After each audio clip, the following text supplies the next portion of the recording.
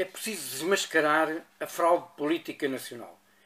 É urgente desmascarar a fraude democrática em que vivemos desde 1974-75 em Portugal. A maior parte dos portugueses desconhece o que se passou nesses conturbados anos com supostas intentonas ou golpes de Estado do 28 de setembro de 74, do 11 de março de 75, 25 de novembro de 75, que nunca foram esclarecidos e cujas consequências se fazem sentir ainda hoje. Desafio os portugueses que nasceram depois destas datas a pesquisar na internet todos estes factos. As trapalhadas recentes desta maioria absoluta, a desorientação política do governo, a ruína económica, as bancarrotas do passado e a situação económica miserável dos portugueses são a consequência desta enorme fraude, tal como os casos e casinhos que nunca são esclarecidos e que sempre ficaram no secretismo, na suspeita do abuso e da ilegalidade. Se a Revolução de Abril de 74 foi um golpe bem intencionado e com o objetivo de dar liberdade e um futuro melhor aos portugueses, nada disso veio a acontecer porque certos líderes políticos autoritários e antidemocráticos radicais fizeram tudo o que puderam para dominar todo o aparelho de Estado com supostos golpes e intentonas, e essas marcas continuam ainda hoje nas leis e documentos oficiais que nos desgovernam.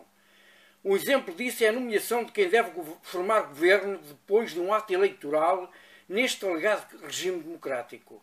A Constituição não defende a democracia ao afirmar, no número 1 do artigo 187, que o Primeiro-Ministro é nomeado pelo Presidente da República, ouvidos os partidos representados na Assembleia da República e tendo em conta os resultados eleitorais.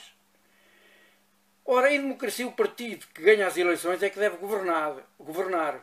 E, por isso, a Constituição deveria referir o Primeiro-Ministro é nomeado pelo Presidente da República na qualidade do líder do partido mais votado. Este é o exemplo flagrante do engano em que temos vivido há quase 50 anos. Um Primeiro-Ministro não pode ser nomeado aleatoriamente. Este artigo da Constituição permite todas as situações menos a democrática.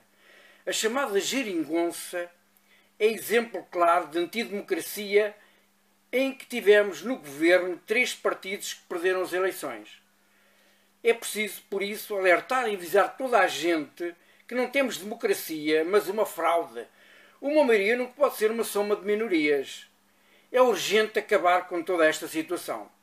Temos que defender uma democracia natural em que quem ganha, de facto, as eleições é que deve governar. Em democracia, quem ganha deve ter mais poder do que quem perde, logicamente.